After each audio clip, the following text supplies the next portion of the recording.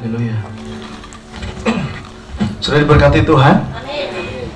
Setiap bulan awal bulan saya datang kepada Tuhan dan saya hadapkan hati saya untuk setiap bulan ini Tuhan tuh mau gerak di tengah-tengah kita tuh. Orang Surabaya bilang cak opo toh. Maksudnya seperti apa? Jumat kemarin ketika kita doa, Tuhan bilang seperti ini dalam hati saya. Dia bilang, nak, bulan ini aku akan buka pintu-pintu baru di tengah-tengah kamu. Aku akan buka bagimu hal-hal yang baru yang kamu belum pernah alami sama sekali. Tapi hanya satu yang saya minta, kamu percaya. Haleluya, saudara. Amin. Saudara, kadang-kala hati ini sulit percaya. Mengapa kok hati ini sulit percaya? Saya belajar ada 3 hal penyebabnya. Saudara, Tuhan ketika saudara dan saya terima Yesus sebagai Tuhan dan Juru Selamat saudara, Tuhan berikan kepada kita namanya the seed of heaven, iman kerajaan yang namanya, benih kerajaan yang namanya iman. Katakan, the seed of heaven. Oke, sama sekali lagi, seed of heaven. Ya, jadi Tuhan kasih namanya benih kerajaan yang saya sebut dengan faith, iman. Dan itu Tuhan tanamkan, Tuhan injek di dalam setiap orang percaya. Cuman masalahnya, firman Tuhan katakan iman itu sebesar biji, tetapi dampaknya bisa memindahkan gunung. Apapun gunungnya yang saudara alami, yang saudara hadapi hari ini, permasalahannya bukan seberapa besar iman yang ada padamu, tapi yang kau harus fokus adalah seberapa besar ketidakpercayaan yang bekerja dalam hidup kamu. Karena selalu ketidakpercayaan itu kerjanya itu bertentangan dengan iman. Itu seringkali saya gambarkan seperti sebuah gerobak. Itu ditarik 2 kuda, yang satu kuda namanya faith, yang satu kuda namanya unbelief, yang satu namanya iman, yang satu namanya ketidakpercayaan.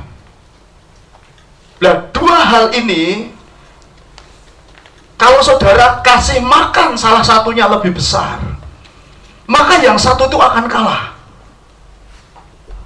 Ketidakpercayaan kita beri makan semakin hari semakin banyak dengan kita mengkonsumsi yang seringkali saya katakan junk food, makanan-makanan sampah, apapun yang dunia ini katakan, including termasuk juga orang-orang benar yang ada di sekitar kamu yang tidak pernah menangkap isi hati Tuhan, yang hanya menangkap apa kata dunia. Itu juga seringkali bisa menjadi junk food buat rohani kita. Nah, semakin kita kasih makan ketidakpercayaan kita, maka yang terjadi, iman itu akan terseret. Iman itu akan dibatalkan oleh ketidakpercayaan. Tapi iman tetap ada di dalam diri kamu. Iman tetap diinjek dan dia kekal sifatnya. Asal engkau tidak sangkali Yesus. Nangkep sampai di sini ya. Nah, yang Tuhan mau, engkau bukan berurusan dengan memperbesar imanmu, tapi engkau berurusan setiap hari mengecilkan ketidakpercayaan kamu. Pada waktu ketidakpercayaanmu kecil, boom, iman itu bekerja dengan sendirinya. Engkau ngerti nggak ngerti, engkau suka nggak suka, engkau tahu nggak tahu, boom, terjadi langsung. Ya, saya ulang sekali lagi. Tuhan ingin engkau hidup dalam iman, live by faith, not by your sight. Tuhan ingin setiap kita hidup dengan iman dan bukan dengan penglihatan. Tadi saya katakan, apa yang membuat iman itu batal? Artinya apa? Dia nggak bisa kerja sama sekali, yaitu ketidakpercayaan. Nah, ketidakpercayaan itu bisa tumbuh dalam hidup setiap orang percaya. Itu saya belajar ada 3 penyebabnya. Karena orang percaya itu tidak tahu. Ya, karena orang percaya apa tidak? Tidak tahu. Nah, ketidaktahuan orang percaya bahwa Tuhan itu sudah memberikan iman, dan iman itu jawaban dalam setiap aspek kehidupan orang percaya. Maka ketidaktahuan orang itu menuntun kepada ketidakpercayaan, Mereka lebih percaya apa kata dokter, mereka lebih percaya apa kata pakar ekonomi, mereka percaya kepada apa kata negatif dari orang tuanya, mereka percaya apapun yang sekelilingnya itu katakan kepada dia. Why? Because karena dia nggak tahu apa yang Tuhan katakan, bahwa iman di dalam dirinya itu bisa mengubah dari yang berantakan jadi yang bagus, dari yang tidak ada menjadi ada, dari yang sakit menjadi sembuhkan, dari yang kekurangan menjadi kelimpahan. Yang setuju katakan amin. Karena ketahuan, bukan ketahuan tapi ketidaktahuan. Tangkap sampai di sini ya. Ada orang Inggris ngomong begini, ketidaktahuan kita itu malah membahagiakan kita. Saya katakan kalau itu dalam urusan rohani, saya katakan itu mematikan. Ignorant is deadly, bukan ignorant is bliss. Orang boleh katakan ignorant is bliss. Ketidaktahuan kita itu membahagiakan kita. Bener. Kalau tetanggamu mau beli mobil baru lagi ya, kalau lebih baik nggak pura-pura nggak tahu lah. Ya, sekelilingmu terjadi apapun kau pura-pura nggak tahu lah. Tapi jangan ketidaktahuan ini diterapkan kepada kebenaran firman Tuhan. Katakan bersama-sama dengan saya, jikalau saya mengetahui kebenaran, baru 5 orang, jikalau saya mengetahui kebenaran, maka kebenaran itu akan memerdekakan aku. Ngomong, jikalau kamu mengetahui kebenaran, ngomong, kebenaran itu akan memerdekakan kamu. Anything, apapun saudara. Ya, dikatakan jikalau kamu mengetahui kebenaran, kebenaran itu akan memerdekakan kamu, dikatakan. Lah, ketidaktahuan kita akan kebenaran, siapa kita di dalam Yesus, itu yang seringkali membuat kita tidak mengalami kemerdekaan. Kalau kita berpikir bahwa ya, aku dari dulu sampai sekarang seperti ini, orang tuaku seperti ini, kondisi pekerjaanku, jabatanku seperti ini, aku nggak bisa kuliah seperti ini, it's okay, everything's okay. Tapi kok nggak ngerti kebenaran bahwa Yeremia 29 mengatakan, sebab aku mengetahui apa? Rancangan-rancangan apa yang ada padaku, about your future, dia katakan, tentang masa depanmu, yaitu rancangan apa? Damai sejahtera, bukan rancangan kecelakaan, untuk mendatangkan kepadamu masa depan yang penuh harapan. If you know the truth set you free, the Bible says. Kalau kamu mengetahui kebenaran itu masuk ke dalam hati kamu, maka kebenaran itu akan bekerja dengan sendirinya, itu mendorong kamu ke arah seperti yang Tuhan mau. Dan kau kesingkirkan semuanya ketidakpercayaanmu, kau memilih aku mau mempercayai Tuhan. Kalau hari ini saya mempercayai apa kata orang tua saya nggak menjadi seperti ini. Karena ketika saya mau kuliah, orang tua ngomong gini, kamu lihat gedok kamu lihat tengkuk kamu nggak akan bisa kuliah. Meskipun orang tua saya sudah terima Yesus pada waktu itu, tapi orang tua saya tidak tahu the truth. Dia nggak ngerti kebenaran. Tapi aku sebagai anak muda, aku menggali kebenaran. And finally, I know the truth. Aku ngerti kebenaran. Kakakku lagi, dia terima Tuhan yang sama. Tapi kakak saya yang pertama, he don't know about the truth says. Dia nggak tahu sama sekali kebenaran apa yang Tuhan katakan tentang dirinya. Saya kasih tahu ya, kalau firman Tuhan itu diresponi saja sama anak Tuhan, nggak usah banyak-banyak. Satu saja kebenaran kau responi, kebenaran itu akan mengubah kamu selama-lamanya. Saya kasih tahu, ketika kau mengetahui kebenaran, kau merespon kebenaran itu tidak hanya membebaskan kamu, itu mengubah keadaanmu dan itu nggak akan sama lagi. Nangkep sampai di sini ya. Dan sebaliknya, ketika engkau mengerti kebenaran, engkau meremehkan kebenaran, engkau tidak akan pernah diubah oleh kebenaran. Tapi dunia akan mengubahkan kamu sama seperti yang dunia mau. Dan engkau sulit mempercayai kebenaran. Halo? Dengar baik-baik ya gereja Tuhan ya. Ketidakpercayaan itu semakin besar, imanmu semakin tidak berfungsi, itu karena kamu tidak mengetahui kebenaran. Jadi ignorant is bliss itu tidak bisa diterapkan dalam kehidupan rohani kamu. But ignorant is bliss itu berguna jika engkau terapkan di dalam kehidupanmu sehari-hari? Ya, apa kata tetanggamu tentang kamu nggak perlu tahu? Apa kata dunia tentang ekonomi kamu nggak perlu tahu? Itu artinya ketika engkau memutuskan seperti itu, engkau membuka akses surga bekerja lewat hidup kamu, sehingga imanmu akan bertumbuh, ketidakpercayaanmu berkurang. Your unbelief is dead, but your faith still alive. Haleluya. Saudara, saya terus belajar, hari ini saya terus belajar. Saya bukan sudah mencapai sesuatu, saya mau belajar. Anak Tuhan itu harus mau belajar terus, dalam hal apapun harus terus mau belajar. Engkau sebagai ibu rumah tangga, engkau sebagai seorang ayah, engkau sebagai anak muda, engkau harus terus belajar. Karena ketika engkau berhenti belajar, engkau mati. Saya kasih tahu, ketika engkau berhenti belajar, engkau mati. Aku berhenti belajar, aku gak mati, masuk engkau, ya wes, rapopo. Nanti ketika engkau diajak maju dengan orang-orang yang pikirannya maju, engkau mati di situ saja, nggak pernah bisa maju. Tapi kalau engkau terus mau belajar, saya katakan, begitu diajak orang mau maju, cepat kamu ngikutinya. Aku juga tidak mau belajar dengan hamba-hamba Tuhan yang tidak mau maju. Aku mau belajar dengan hamba-hamba Tuhan yang mau maju. Ignorant is deadly. Ketidaktahuanmu itu mematikan. Khususnya apa? Kalau engkau berurusan dengan hal-hal yang rohani. Katakan, ignorant is deadly. Bareng-bareng semuanya, ignorant is deadly. Ketidaktahuanmu itu mematikan, khususnya dalam hal rohani. Khususnya dalam hal apa? The truth, kebenaran.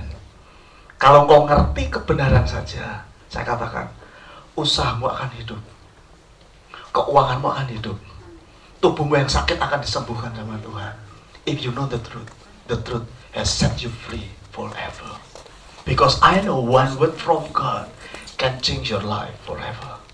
Satu kata dari Tuhan, yaitu kebenaran, akan sanggup mengubah hidupmu selamanya. Saudara, saya dikasih strategi sama Tuhan. Saya sekali lagi kalau Tuhan suruh gerak, saya nggak mau pusing, saudara. Saya nggak melihat bangku itu kosong, tapi saya melihat bangku itu diisi malaikat semuanya. Dan setiap malaikat nanti akan menggerakkan orang-orang untuk masukin penuhin bangku itu. Haleluya. Kalau engkau disuruh Tuhan belajar melangkah. Begitu engkau mau masuk mall CCM, kamu harus melangkah. Ada pintu kaca tertutup toh, tapi kalau engkau nggak maju melangkah, pintunya kebuka apa enggak? Enggak. Tapi pada waktu kamu melangkah, pintunya kebuka apa enggak? Kebuka. Dengan Tuhan itu sama. Kalau kamu disuruh ayo nak gerak, maju mundur, orang maju weh. Kok nek kurang piye, Pak? Nanti nek suamiku marah piye, Pak? Padahal kau ngomong, aku menyertai kamu loh. Kamu maju saja, sisanya bagian Tuhan. Yang penting kamu maju. Oke, next. Yang pertama, ketidakpercayaan mengapa hidup dalam hidup kita, karena kita nggak tahu kebenaran. Lah mengapa kita nggak tahu kebenaran? Karena kita sadar kalau kita nggak mau tahu kebenaran. Kita lebih mau tahu kenyataan daripada kebenaran. Yang setuju katakan, Mas, kenyataannya seperti ini. Kamu mau percaya kenyataan atau mau percaya kebenaran? Kalau mau pegang kebenaran, mau berjalan dalam kebenaran, engkau minta tuntunan kebenaran akan mengubah kenyataan kamu. Haleluya. Anak-anak muda, kamu jangan pernah pegang kenyataan dalam hidup keluarga kamu. Ya? Jangan mempercayai kenyataan. Kenyataannya memang seperti ini, Mas Untung, saya mau berubah. Nggak bisa, enggak. Asal kamu mau kerjasama dengan Tuhan, Tuhan yang akan merubah kenyataan kamu. Tiba-tiba di dalam dirimu dikasih keberanian untuk maju bersama dengan Tuhan. Meskipun keadaan tidak mendukung perjalanan kamu, tapi Tuhan akan berikan kamu boldness, keberanian untuk kamu maju.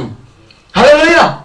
Begitu aku maju, aku telepon tempat ini. 2 hari berikutnya, Pak John ngomong begini, ini uangnya nggak ada loh Pak John. Nggak ada uangnya untuk kontrak ini. Habis bayar ruko 50 juta 1 tahun. Habis bayar ruko 50 juta 1 tahun. Yang punya ruko ngomong gini, Pak tolong dong ditambah 2 tahun lagi. Ruko saya enak ditempatin Pak Untung. Oh gitu ya. Saya mau beritahu, orang Kristen itu kalau dipercayai harus orang senang. Amin. Amin. Jadi barang yang ada padamu, engkau dipercaya pekerjaan, engkau dipercaya pelayanan, engkau dipercaya anak, engkau dipercaya keuangan, apapun, di tangan kamu aman. Amin. Harusnya seperti itu. It should be so. Ya, Mas tambah dong 2 tahun lagi, gampang. Tapi Tuhan ngomong, nak kamu kontrak sekarang nak. Saya datangin aja, saya dengan Pak John, kami datangin tempat ini. Dia buka harga sekian puluh juta. Saya katakan, kecil. Saya ngomong sama Pak John, Pak ini uang nggak ada Pak. Loh, uang nggak ada? Mau sewa? Iya. 2 hari Tuhan sediakan. Amin. Bahkan untuk tahun depan pun sudah disediakan loh. Amin. Ini saya ngomong sama saudara, sudah ada di rekening saya. Nah, kalau engkau sebagai anak Tuhan dipercaya, bisa nggak? Itu duit untuk sewa apa duit kamu pakai, itu urusan kamu. Mas, nanti pas hariannya kan diganti. Hati-hati gue. Ketidakpercayaan karena ketidaktahuan. Yang kedua, ketidakpercayaanmu tuh bisa bertumbuh tidak hanya ketidaktahuan, tapi bad teologi. Pengajaran yang salah, teologi yang buruk. Yang mengatakan kesembuhan itu hanya terjadi pada masa zaman rasul-rasul. Nubuatan itu terjadi juga hanya zaman rasul-rasul. That is a bad theology. Itu teologi yang buruk. Bahwa Tuhan itu hanya bergerak di denominasi tertentu, Tuhan itu hanya bergerak di negara tertentu, Tuhan itu hanya bergerak sampai mentok zaman rasul-rasul. No, that bad theology. Itu teologi yang salah, itu teologi yang buruk, saudara. Jadi ketidakpercayaan kita inilah yang membatasi Tuhan. Katakan, ketidakpercayaanku yang membatasi aku. Ketidakpercayaanku yang membatasi Tuhan bekerja dalam hidupku. Katakan, dalam karirku, dalam studiku, dalam pelayananku, dalam keluargaku. Engkau bisa membatasi Tuhan yang tidak terbatas dengan ketidakpercayaan kamu. Amin. Yang kedua, ketidakpercayaanmu itu akan semakin bertambah kalau engkau menerima bad theology. Bad theology, pengajaran yang salah, bahwa bahasa roh itu hanya untuk di zaman rasul-rasul saja. Ya, dengan baik-baik. Kalau kamu pengen berhasil, kamu harus kerja keras. Kamu harus kerja keras, terus sekeras-kerasnya sampai hatimu keras. Kerja keras, sekeras-kerasnya sampai hatimu keras, tidak? Sampai lupa istri, lupa suami, lupa anak, lupa segalanya. Bad teologi, teologi yang salah, sehingga kita diajarkan sesuatu yang tidak proporsional, tidak pada tempatnya gitu loh. Lah, hal yang sama pun juga berlaku bagi pemahaman grace yang salah. Bahwa kalau kita sudah diampuni karena kasih karunia, itu membebaskan kita berbuat dosa. Salah. Justru ketika engkau ngerti bahwa engkau diselamatkan karena iman oleh kasih karunia itulah yang memberdayakan kamu untuk menjauh dari dosa-dosa saudara. Kasih karunia itulah energi yang engkau butuhkan untuk kau menang atas dosa. Amin, saudara. Hidup di dalam kasih karunia, pewahyuan tentang kasih karunia itu tidak membebaskan kita hidup dalam dosa. Justru hidup dalam kasih karunia membuat kau hidup merdeka sekali. Amin. Saya katakan, hidup dalam kasih karunia membuat aku merdeka. Amin, saudara. Kemarin saya kedatangan cicit saya. Ya, kedatangan sama cicit saya. Dia sharing cerita-cerita, masuklah saya kepada kasih karunia. Saya katakan sama cicit saya begini, Cik, dosa kamu sudah diampuni, Cik. Aku tahu itu. Dia katakan, ayo. Tapi tahukah nggak kamu dosamu dulu, hari ini, dan akan datang sudah diampuni. Enak tenan. Dia bilang gitu. Enak wae, dia bilang, enak saja. Dosaku sudah diampuni. Nah terus bagaimana kalau kamu belum diampuni? Tong kamu gimana sih kok dosaku sudah diampuni? Memang Tuhan sudah ngampuni dosa kamu. Lukas pasal yang ke-7 ayat 50, buka dulu yuk. Katakan seperti ini, yuk baca bersama-sama yuk. 1, 2, 3, ya. Lalu ia berkata kepada perempuan itu, dosamu telah. Oke, saudara nggak ngerti cerita ini sebelum saudara baca di ayat atasnya. Kita kembali ke ayat atas. Ayat kalau nggak salah ayat judulnya apa sih itu, saudara? Yuk kita 36 ya, 36 sorry. Ayat 36. 36? Ya, oke ya. Kita akan baca bersama-sama. Sorry, saya membaca ayat 36, saudara 37 sampai ayat yang ke-50. Dikatakan seperti ini, seorang Farisi mengundang Yesus untuk datang makan di rumahnya. Yesus datang ke rumah orang Farisi itu, lalu duduk makan. Saudara,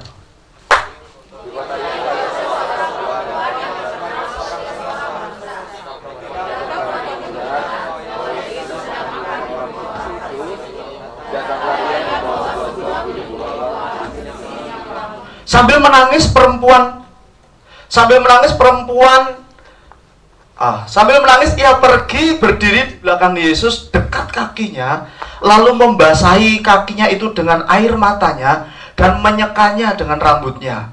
Kemudian ia mencium kakinya dan meminyakinya dengan minyak wangi itu. Saudara 39, ya.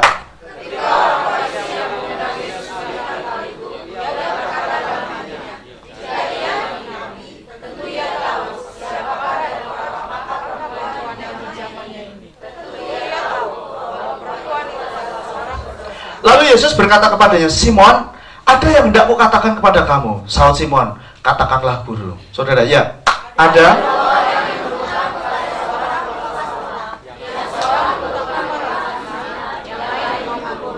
Karena mereka tidak sanggup membayar, maka orang yang memberi hutang itu menghapuskan hutang kedua orang itu. Siapakah di antara mereka yang akan lebih mengasihi dia? Jawab Simon, aku kira dia yang paling banyak menghapuskan hutangnya. Kata Yesus kepadanya, betul pendapatmu itu. Dan sambil berpaling kepada perempuan yang terkenal berdosa itu, Yesus berkata kepada Simon, kamu lihat perempuan ini. Aku masuk ke rumahmu, namun kamu gak memberi aku air untuk membasuh kakiku. Tetapi dia membasahi kakiku dengan air mata dan menyekanya dengan rambutnya. Saudara, Kau tidak mencium aku, tetapi sejak aku masuk, dia tiada henti-hentinya mencium kakiku. engkau tidak meminyaki kepalaku dengan minyak, tetapi perempuan yang terkenal berdosa ini meminyaki kakiku dengan minyak wangi. Sebab Itu aku berkata kepadamu, dosanya yang banyak itu telah diampuni, sebab ia telah banyak berbuat kasih. Tetapi orang yang sedikit diampuni, sedikit juga ia berbuat kasih. lalu Yesus berkata kepada perempuan itu, dosamu telah diampuni. Saudara, ya. Dan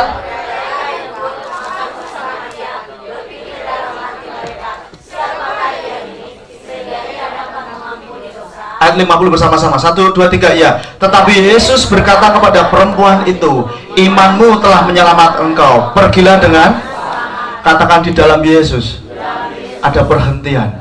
Katakan sekali lagi, di dalam Yesus ada perhentian. Ketika engkau datang kepada Yesus, ada perhentian di sana. Ya. Saudara, tadi saya katakan bahwa cici saya mengatakan seperti ini. Masa seperti itu?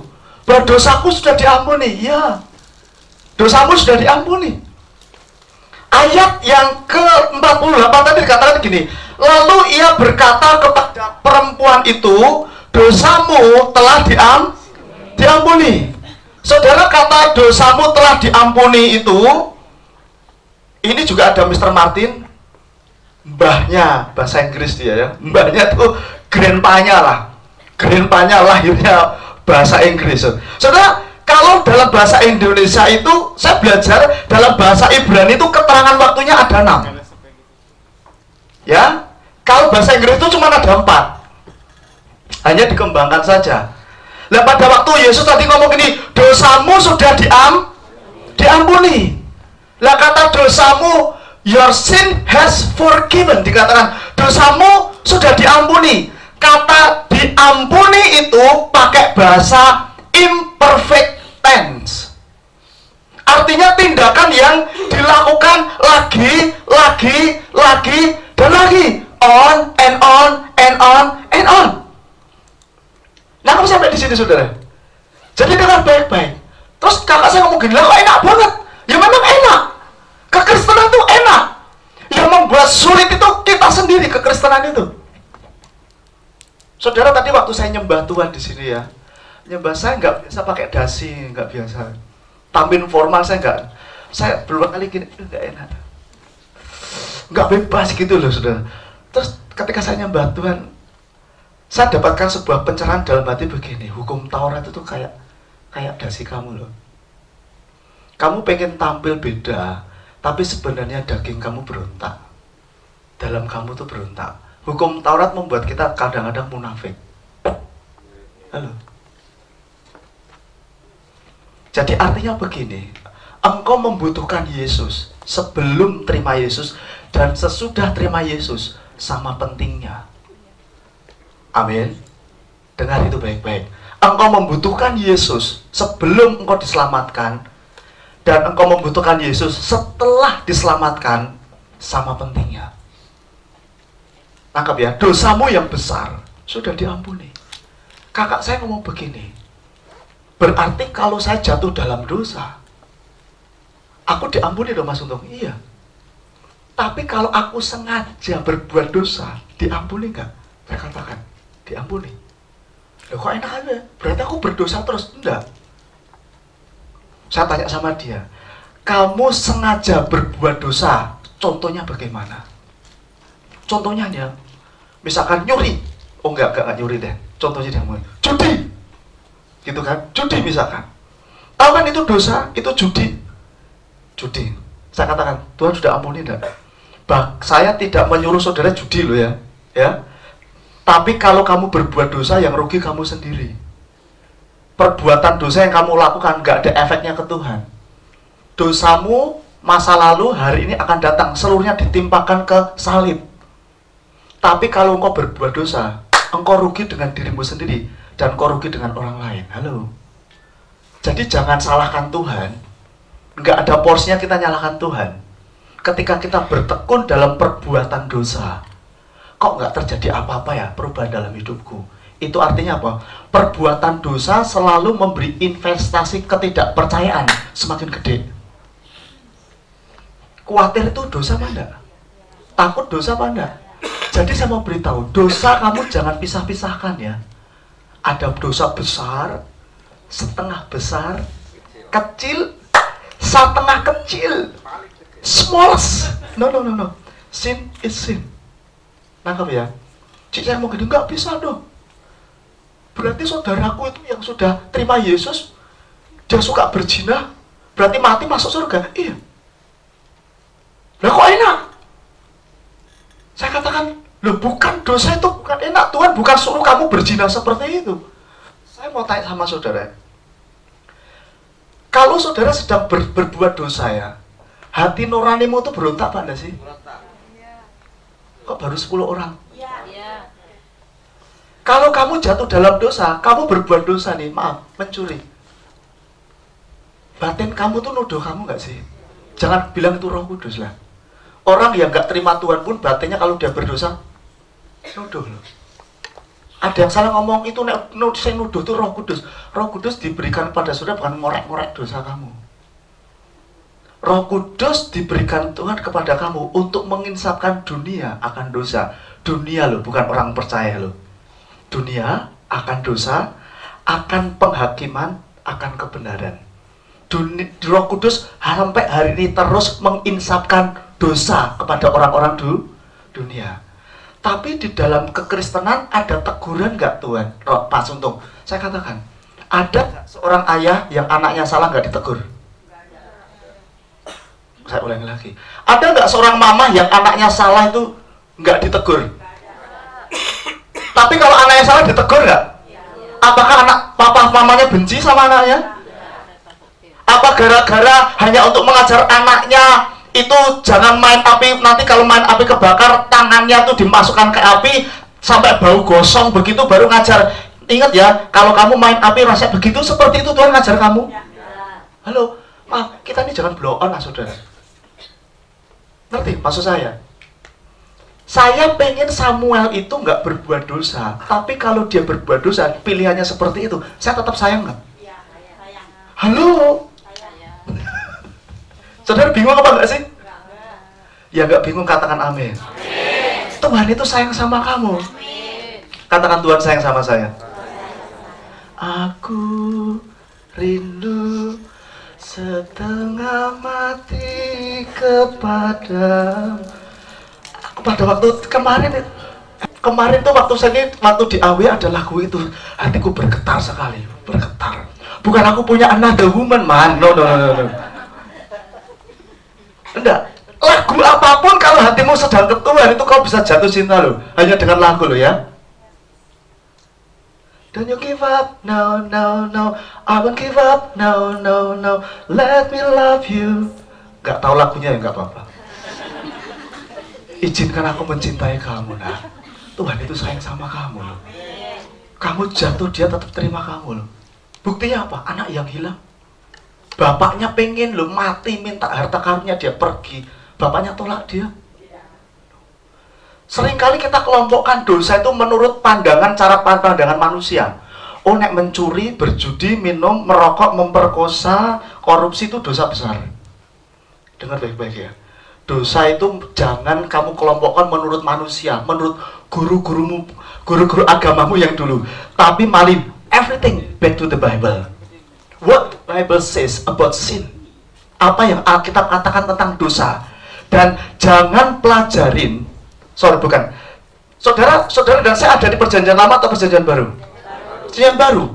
Jadi apapun yang ingin engkau teliti, nggak itu bahasa Arab, nggak itu apapun, itu kacamata harus salib, cross. Oke, nangkep ya? Nah, perhatikan jangan memahami dosa itu dari sudut pandang manusia. Dosa menurut Alkitab itu ada 3. Yang pertama itu jahat, kamu nggak lakukan itu dosa. Oke? Yang paling berat nomor 2 itu baik, kamu nggak melakukan. Memberi persembahan baik apa enggak? Dukung saya pekerjaan Tuhan bagus, baik enggak? Ngasih orang-orang di jalan, anak jalanan, baik enggak? Habis saya khotbah ini capek, melaktir saya, baik enggak? Kamu enggak traktir saya, kamu berdosa loh. Halo? Saya lebih banyak jatuh di area ini nih. Itu baik, saya enggak lah. Tapi ada yang lebih berat lagi, yaitu apa? Apapun yang kamu lakukan, Yakobus Ibrani katakan, tidak dengan iman, itu berdosa loh. Cicik saya ngomong begini, oh begitu ya Tom. Cik, kira-kira yang sering Cicik bertekun dalam dosa yang mana? Dia katakan, nomor 2 dan nomor 3. Terus jalan keluarnya bagaimana? Nggak ngerti. Banyak anak-anak Tuhan nggak ngerti, saudara. Termasuk juga saya dulu sebelum dapat pewahyuan. Jadi keselamatan saya itu ragu-ragu. Aku mati itu masuk surga apa enggak nanti malam? Ya minta ampun toh Tom. Kok minta ampun bisa membuat kamu diampuni Tuhan? Iya. Oke. Kalau kamu lupa minta ampun, kasusnya gimana? Cak kepiye? Kalau kamu lupa minta ampun, nggak mungkin aku lupa. Oke, good. Contohnya gini ya. Kamu bangun tidur, saat gitu ya. Kamu langsung keluar. Kamu bangun tidur kan rumah ada AC, dingin kan? Kamu pakai selimut kan? Iya, oke? Kamu bangun tidur langsung kamu keluar. Ada perbuatan baik yang kamu lakukan. Lipat apa? Selimutmu. Nggak perlu pembantu. Lah kan pembantu tak bayar. Nggak apa-apa. Itu tahu berbuat baik kamu nggak lakukan. Salah satu. Oke? Kayak kamu keluar. Begitu kamu buka mata. Firman Tuhan, perintah Tuhan itu di perjanjian lama sama perjanjian baru disingkat jadi 2. Apa tuh? Katakanlah. Kasihlah Tuhan Allahmu dengan kasihlah sesamamu manusia sama bisa nggak kamu? Halo? Bisa nggak? Mengasihi Tuhan dengan segenap hatimu, energimu, kekuatanmu, hatimu, bisa nggak? Nggak bisa. Masa aku bisa banyak doa, banyak baca Alkitab, bla bla bla? Saya katakan nggak bisa. Bisa nggak kamu mengasihi sesamamu manusia seperti dirimu sendiri? Halo? Aku nggak bisa, saudara. Serius, aku pun nggak bisa. Saudara nggak menghargai dirimu sendiri aja, itu sama juga kok nggak menghargai sesamamu loh. Orang yang nggak bisa menghargai dirinya sendiri, orang itu pasti nggak bisa menghargai orang lain. Camkan baik-baik ini. Kalau kita nggak pernah bisa menghargai, menilai diri kita, sama seperti Tuhan menilai diri kita, kamu akan sulit sekali menghargai dan menilai orang lain, sama seperti Tuhan menilai orang lain. Halo? Engkau selalu abuse orang lain. Karena apa? Kau nggak ngerti kau pribadi yang disayang Tuhan dan kau berharga di hadapan Tuhan. Ketahuilah hari ini kau tuh disayang Tuhan loh. Kau pengen ngerti seberapa besar Tuhan sayang sama kamu? Look at the cross. Lihat di salib sana. Engkau pengen lihat seberapa buruknya dosa-dosa kamu? Look at the cross. Lihat di salib di sana. Nangkap sampai di sini. Haleluya. Begitu dia keluar, lihat lampunya belum dimatiin pembantunya. Ini kenapa ini nggak dimatiin? Contoh saja ya. Marah-marah berdosa apa enggak? Sudah berapa kali dosa dia lakukan? Oke ya. Sampai di mana? Sampai di dapur. Ya, masih berantakan. Yuk, ini kenapa berantakan yuk? Berapa? Ya, oke ya. Jelas ya sampai sini. Sampai dia tanam, belum disirami oleh pembantunya. Ini kenapa nggak disirami? Oke. Singkat cerita sampai 17 lah begitulah ya. Belum ke sekolah, belum ke pasar, ya. Belum telat bayar pajak, ya. Belum ngomong permisi Pak, ya, atau berbuat baik kan. Belum nanti di sana ada pengamen, ngapain pengamen itu males, atau berbuat baik gak melakukan. Singkatnya sampai 17 lah. Oke. Terus mau tidur nih, minta ampun Tuhan, ampuni aku Tuhan. Baru minta ampun 5 poin tok, terus tidur, mati masuk surga apa neraka.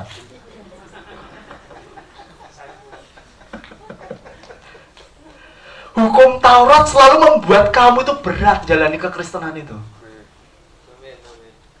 Maka itu Yesus tuh genapi hukum Taurat. Saya bukan berarti meremehkan hukum Taurat loh. Hukum Taurat dikatakan suci, kudus, adil, dan benar. Tapi hukum Taurat tidak bisa membenarkan kamu. Hukum Taurat itu seperti kaca. Ya, hanya mempertontonkan ini loh, kamu nih kayak gini loh, kamu kayak gini. Tapi dia nggak bisa memberikan solusi kepada kamu. Dia membuat kamu semakin ingin berbuat dosa. Dan dia tidak menyelesaikan dosa kamu, hukum Taurat itu. Tapi Yesus datang menyelesaikan dosa kamu. Ditimpakan dosamu seluruhnya kepada salib Yesus. Halo? Makanya tadi saya katakan, sebelum kau diselamatkan dan setelah engkau diselamatkan, engkau membutuhkan Yesus, porsinya sama. Yang ngerti katakan amin. Haleluya. Sampai sejauh ini saudara tahu, bad teologi, hati-hati. Dan yang ketiga yang paling parah, mengapa seringkali ketidakpercayaan kita ini lebih menguasai iman kita? Karena apa? Kita ini punya pandangan mata jasmani itu kepada hal-hal yang kelihatan daripada yang tidak kelihatan. Bahkan firman Tuhan katakan lebih baik kamu hidup, bukan 3 kali loh. The just shall live by faith.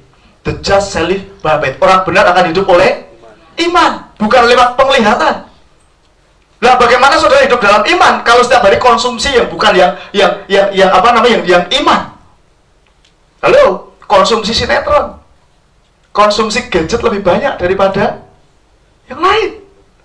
Itu tidak membuat ketidakpercayaan kita berkurang. Justru iman kita dibatalkan dengan ketidakpercayaan kita. Tangkap sampai di sini ya. Seringkali penglihatan kita inilah yang membuat ketidakpercayaan kita ini hidup dan menguasai iman kita. Firman Tuhan katakan iman sebesar biji sesawi aja bisa pindahkan gunung loh. Artinya engkau nggak punya masalah dengan iman. Yang engkau harus mengerti masalahmu hari ini, masalah saya hari ini adalah ketidakpercayaan. Nangkep sampai di sini. Ketidakpercayaan kita inilah seperti kanker, saudara. Tapi kabar baiknya, ketika engkau berhadapan dengan Yesus beres semuanya. Yuk kembali ke Lukas yuk. Saya mau cerita di Lukas ini. Lukas ini bagus. Berapa tadi? 36. Yuk perhatikan di sini ya.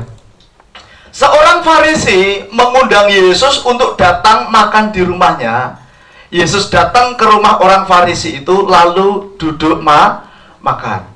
Saudara dengar baik-baik ya. Orang Farisi ini orang jago firman Tuhan, ngerti firman Tuhan. Dia hafal Taurat. Jadi kalau saudara hari ini pengen jadi orang Farisi, nggak gampang. Saudara mau jadi orang Farisi? Halo, saudara mau jadi orang Farisi? Oh mau, luar biasa. Saya nggak mau, saudara. Nggak bercanda. Untuk menjadi orang Farisi itu nggak gampang. Orang Farisi itu orang yang menguasai firman Tuhan, ngelotok. Ngerti ngelotok ya saudara ya? Saya kasih tahu tahapannya ya. Orang Farisi itu orang yang terpandang di Israel. Kenapa? Karena jabatannya. Untuk menjadi orang Farisi itu orang pilihan katanya. Mulai dari umur 2 tahun dia sudah dipersiapkan. Dari umur 12 tahun dia udah dipersiapkan. Jadi ada 3 sekolah yang dia sudah dipersiapkan dari umur 2 tahun sampai 12 tahun. Itu dipersiapkan benar-benar. Kalau saudara lihat berita-berita, kalau ada orang Israel pakai sini cuplok bulat hitam, itu orang Farisi semua. Itu dia sudah lulus, pintar sekali. Nggak ada orang Israel itu nggak pintarnya. Umur 2 sampai umur 12 itu ada sekolah, 3 sekolah yang dia harus selesaikan. Semua berkaitan dengan hukum Taurat. Dia harus lulus, nggak lulus ngulang lagi. Jadi yang saya mau katakan di sini adalah orang yang mengundang Yesus ini bukan orang yang sembarangan. Orang yang secara hukum Taurat dia itu pinter.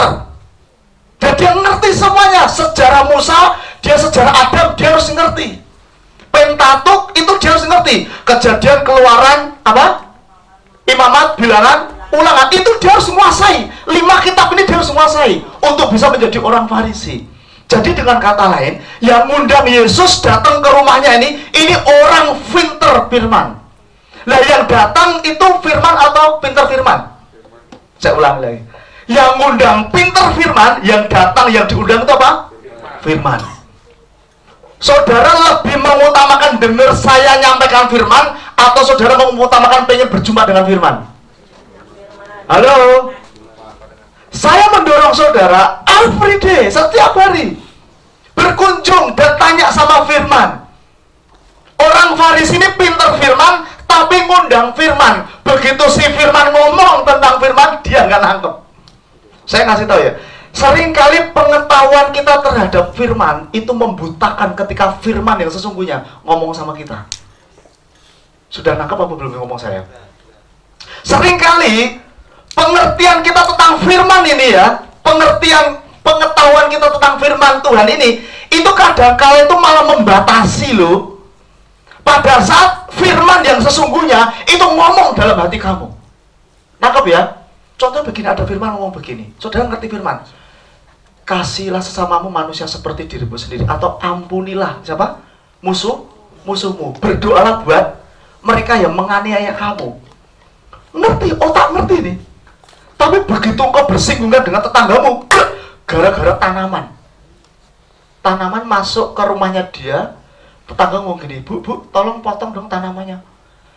Emang apa hubungannya? Tanaman masuk ke rumahmu emang hubungannya apa? Enggak, minta tolong, kalau saya nyapu itu rambut saya kerontokan ini loh, bunga jambu ini loh, minta tolong dipotong. Itu gara-gara masuk ke rumah tetangga aja bisa ribut loh, tetangga kanan kiri loh. Ya, lah Tuhan, saudara sudah ngerti firman. Ampunilah apa? Musuhmu. Dia bukan musuh, dia baik buat saudara. Ini contoh saja ya, contoh saja. Dia baik mengingatkan, tanamanmu lebih baik dimasukin ke halamanmu, diikat. Ngeyel. Wes salah ngomong kanan kiri, kamu gitu nggak ya? Wes salah apa? Halo? Suami udah dikasih tahu istri loh. Istrinya tuh seneng loh sama suaminya. Yang kamu nih salah yang. Langsung begini. Saudara ngerti kalau suami udah begini, ngerti saudara? Emang lo siapa? Nasihatin gua. Gua raja nih. Raja, mana duitnya? Nanti. Yang penting apa? Lo raja kan nyukupi. Ya toh? Istrinya ngomong gini, saya katakan kadang-kala kita salah itu kita ngeyel loh saudara. Sekali lagi, kadang-kala pengetahuan kita yang banyak akan firman itu membutakan ketika firman itu ngomong sendiri dalam hidup kamu. Firman itu siapa? Katakan firman itu Yesus. Katakan pada mulanya adalah firman. Amin. Firman itu bersama-sama dengan Allah, dan firman itu adalah Allah, Yesus itu sendiri. Ini orang Farisi ngerti firman, jago firman. Dikatakan, perhatikan ya, Yesus itu diundang siapapun, dia datang. Yesus sayang nggak sama orang Farisi? Kok setengah hati sih? Yesus sayang nggak sama orang Farisi? Yesus sayang nggak dengan orang kaya? Sayang. Tapi seringkali pengetahuan, kekayaan itu bisa membatasi loh saudara. Itu bisa menutup ketika firman itu datang kepada hidup seseorang. Ngerti saudara, ada orang kaya datang pada Yesus, dia ngomong begini, Guru, apalagi yang aku bisa lakukan untuk mendapatkan hidup kekal? Aku sudah A, B, C, dan D. Yesus ngomong gini, satu lagi yang harus kamu lakukan. Ingat, kalau engkau datang kepada Yesus, engkau banggakan sesuatu. Aku harus doa, baca firman, melayani, kayak Rizke, main musik, aku ngasih persembahan persepuluhan, aku doa puasa sampai turun 40 kilo. Selalu ada satu hal yang kurang. Ya, ingat, selalu ada yang kurang satu. Kau mau banggakan apapun, datang kepada Tuhan selalu, nak, kurang satu, nak. Tapi kalau kau datang kepada Tuhan, gini, Tuhan, aku ini tidak bisa apa-apa loh Tuhan. Aku ini butuh kamu, aku perlu kamu. Selalu Tuhan ngomong gini, come, hold me close. Amin. Engkau jangan, kita jadi orang, kita jangan banggakan apapun deh. Kekristenan itu bukan soal berbicara apa yang kita lakukan untuk Tuhan. Kekristenan berbicara apa yang Tuhan sudah lakukan. Karena Tuhan sudah lakukan buat kamu, kamu melakukan buat sesama kamu.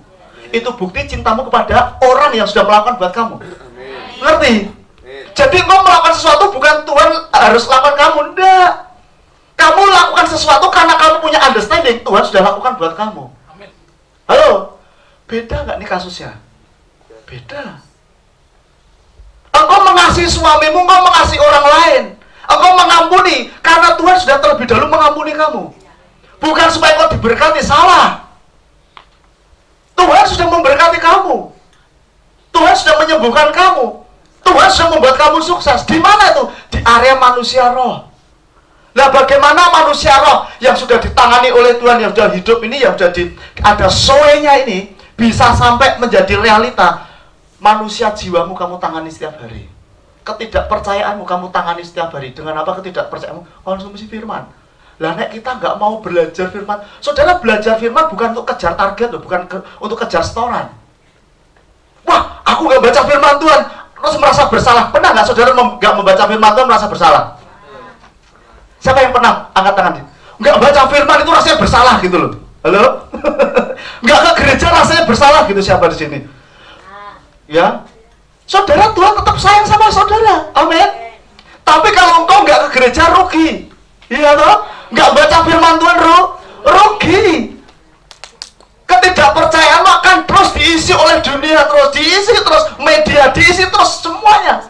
Tapi ketika engkau terus bersekutu dengan orang-orang percaya, datang ke gereja menyembah bersama-sama, ketidakpercayaanmu direfokus lagi, hidupmu, hatimu direfokus lagi, sehingga masalahmu menjadi tidak begitu membebani kamu. Karena apa? Fokusmu sudah berubah. Cahaya itu kalau difokuskan dengan cahaya yang tidak difokuskan, kuasanya beda, powernya itu beda. Nangkep sampai di sini. Ini cahaya tidak difokuskan, mencar dia. Tapi cahaya difokuskan itu bisa belah baja loh. Ngerti apa itu namanya? Laser. Laser itu cahaya difokuskan. Dengar baik-baik. Engkau orang benar, kalau hidupmu nggak fokus ke Tuhan, saya katakan, engkau nggak akan dapat apa-apa dalam hidup ini. Hidupmu fokus saja sama Tuhan. Apa yang kau rindukan, boom, akan dapatkan. Haleluya. Fokus saja ke Tuhan aja. Nanti pasanganmu datang sendiri. Nikah itu wah enak loh, saudara. Serius. Kalau mau ngerti rahasia pernikahan. Siapa di sini pengen ngalami anggur pernikahan yang wow, pengen saudara? Bapak-bapak cintai istrimu. Oh, ada yang ketawa ya? Gak apa-apa.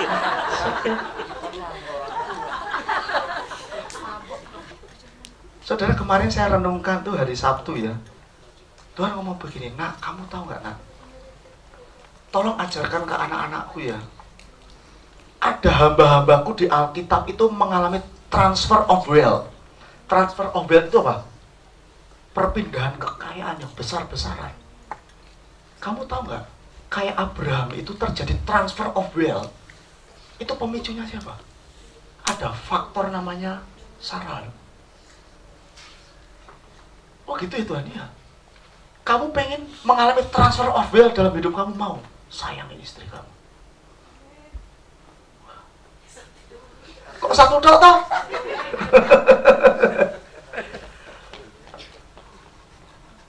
You want experiencing the transfer of wealth from God. Love your wife every day with the love of Christ.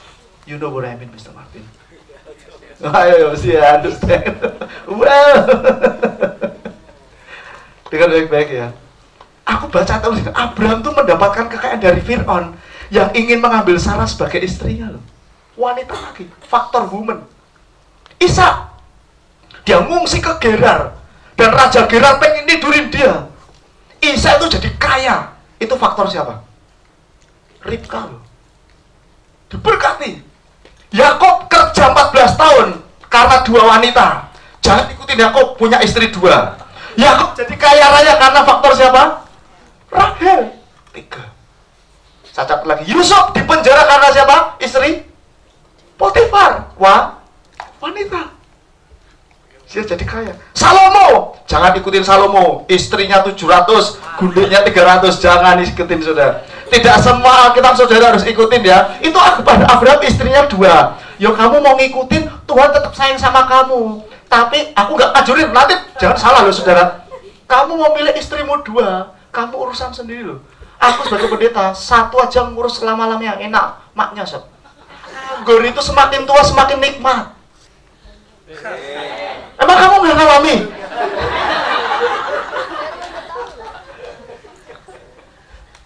Anggur semakin tua semakin mahal, men.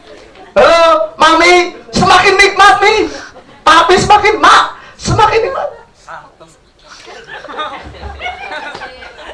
Firman Tuhan katakan, setialah pada istri, bukan istri mudamu. Setialah dengan istri masa mudamu.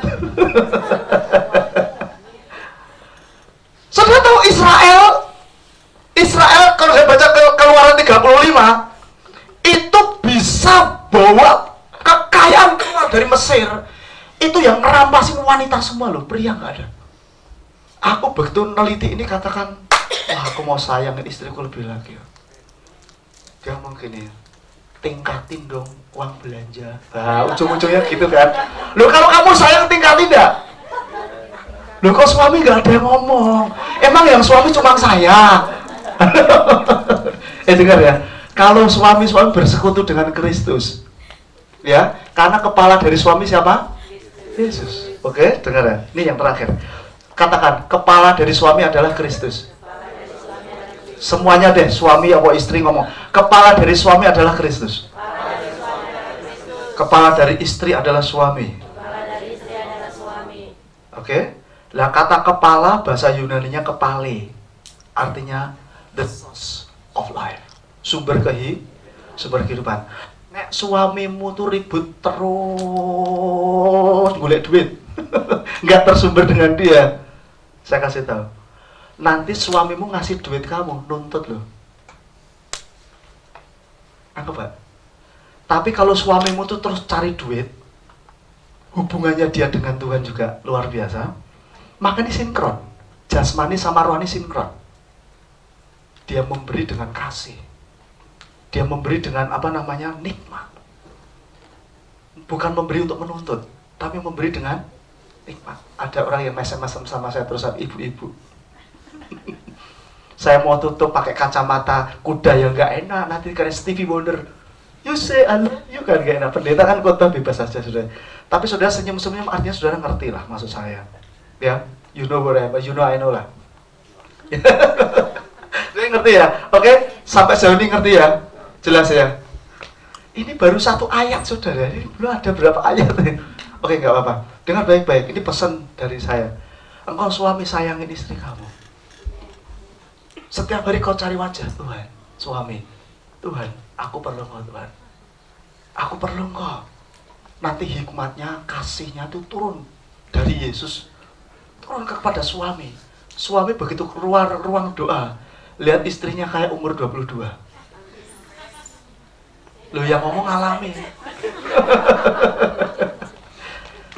Saudara nggak tahu kan, nek suami terus berhadapan muka dengan Tuhan, istrinya pengaruh loh. Tak ceritain, Abraham. Kenapa di perjanjian baru dia ngomong, lihat Abraham, lihat Sarai, yang usianya sudah kempot katanya. Ini bahasa saya sendiri. Tapi Raja Fir'aun, Raja Gerar masih nafsu sama dia itu.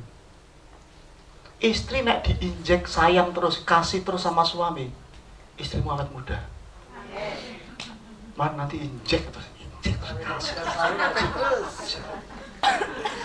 Suami-suami mau ya bersesatu jalan dengan saya, amin. Kamu kuncinya, saya mau beritahu ya. Kamu pengen anak-anakmu berubah. Kamu pengen anak-anakmu berubah. Firman Tuhan yang terakhir katakan, anakmu itu seperti anak panah di tangan seorang pahlawan. Pernah dengar? Pernah. Saya pikir dulu pahlawannya tuh orang tua, enggak. Orang tuanya tuh busurnya tuh. Panahnya itu anakmu, pahlawannya ini Tuhan.